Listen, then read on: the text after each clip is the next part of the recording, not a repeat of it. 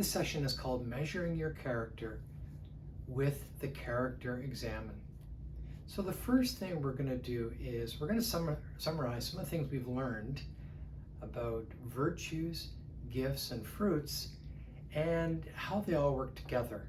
And this can be helpful when we go to reflect on our own character through what I'm calling the Character Examen.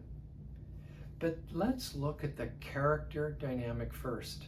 So looking at the diagram, you'll see that it takes human effort and the grace of God to live a life of virtue. That what we're establishing in our life are new habits, or holy habits, as Dr. Scott Hahn calls them, grace elevating nature. And then we see that virtue then inspires moral acts, inspires us to do good things and make the right choices. But these right choices are also the seed of moral acts. And then moral acts in turn are a fruit, or they bear a fruit to increase our virtue. In other words, the more good choices we make means there'll be more good choices we will make in the future. Then we see, looking down from virtue, that what flows from virtue are the fruits of the Holy Spirit. The fruit of a spiritual life, the fruit of a virtuous life, are the fruits of the Spirit. But this doesn't just flow from our human effort. The fruits, of course, are these things that the Holy Spirit forms in us, that not only just flows from living a life of virtue, but also flow from having an intimacy with God, from having communion with God. And these fruits of the Holy Spirit also flow from our identity, living a life from our identity. Now, you'll also see in the diagram coming from the left that we also have the gifts of the Holy Spirit. These things that are given to us through our baptism and in a new way in our confirmation. It's these gifts, the ones that we quote from Isaiah, that make us like Jesus. But these gifts both complete and perfect the virtues. So you're going to see in this whole kind of system here, we see two things at work. We see our human effort, which in self is inspired by the Holy Spirit, but then that human effort is then accelerated, enhanced, and anointed with grace to lead to good actions. And you'll see also in this character dynamic diagram, I've also got a virtue cheat sheet just to remind us of the different virtues. So this can give us a bit of a context for reflecting on our character, what I'm calling the Character Examen. And so the next thing we're going to look at is doing a little examine of our character by context. And so you'll see along the vertical axis, you'll see a list of the different fruits as enumerated by St. Paul in Galatians 5, chapter 22. And then along the horizontal axis, the different contexts: home, family, church. And just kind of at the top, again, the way we are measuring our character is by the fruits of the Holy Spirit. Jesus said, "You shall know them by their fruits." So that's what we're using here, are the fruits of the Spirit, to see how well we are progressing in our character growth. And here, this little worksheet, which you'll have in the system there, you'll be able to go through this and to prayerfully and thoughtfully reflect on where am I seeing the most fruit? What kinds of fruit in what context? And where are those areas that might warrant a bit more effort or a bit more improvement? So just to take some time when you do your character examen to look at those things. So that's the first step in the character examen, is to look at areas of strength and areas of strengthening in the various fruits in the various contexts of our lives. Following that, you may look at this and you may notice some patterns.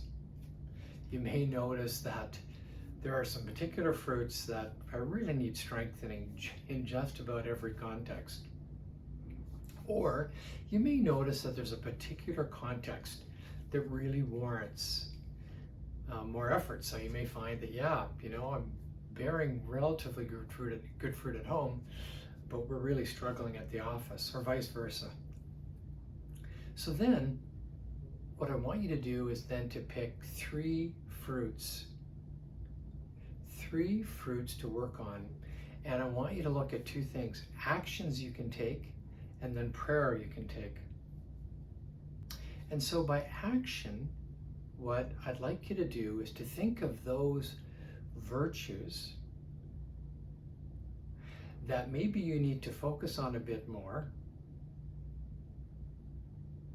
to bear the kind of fruit you need. Now, not all virtues have a kind of a one-to-one or one-to-many relationship between all the fruits. Working on all the virtues will bear all of the fruits, but you may find that there are some virtues that you may want to focus on a little bit more than others to bear the desired fruit. And so to do that, you can then look at the next sheet, which is the virtues that support fruits. And you'll see I've indicated some that can generally be correlated.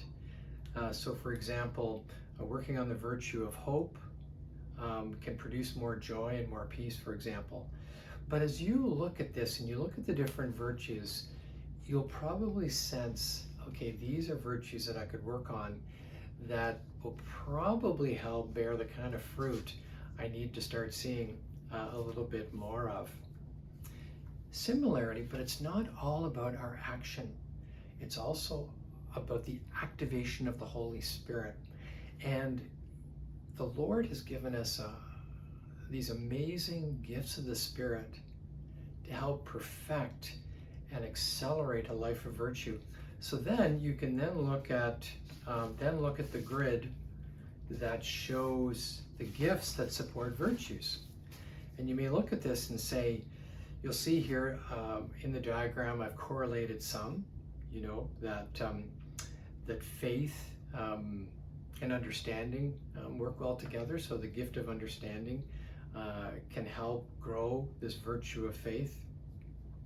But to look at that and say, I think I'm going to need to ask for more fortitude or more kindness to activate that gift of the Spirit, to be ready to be more docile when the Lord, through the Holy Spirit, inspires a new fortitude or inspires a new context.